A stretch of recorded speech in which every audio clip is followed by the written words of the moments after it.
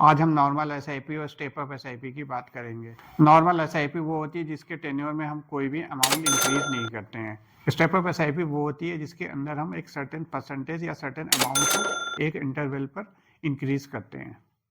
मान लीजिए हम 10,000 रुपये महीने की एसआईपी करते हैं और 10 साल के लिए करते हैं तो टोटल अमाउंट 12 लाख रुपए होगा। और यदि हम एज्यूम करें कि 12% के हिसाब से रिटर्न बनती है तो ये टोटल अमाउंट होगा 23,23,391 रुपए का।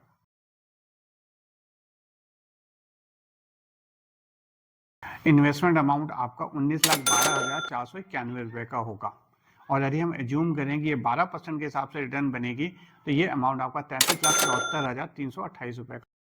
वही हम 10,000 रुपए की एसआईपी 15 साल के लिए करते हैं तो ये टोटल अमाउंट आपका 18 लाख रुपए का होगा। और हम एज्यूम करें कि रिटर्न 12% के हिसाब से बनती है तो टोटल अमाउंट आपका 50,45,761 रुपए का। इसी तरह हम स्टेप अप एसआईपी 15 साल के लिए करते हैं और हर साल 10% का इंक्रीज करते हैं तो टोटल इन्वेस्टमेंट अमाउंट आपका 38,12,699 रुपए का होगा।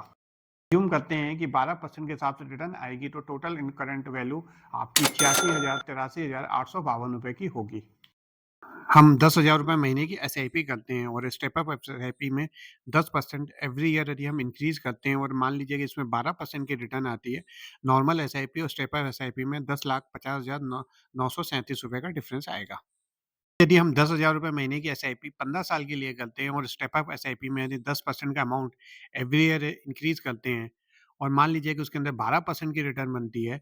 नॉर्मल एसआईपी और स्टेप अप एसआईपी में 36,38,091 रुपए का डिफरेंस होगा।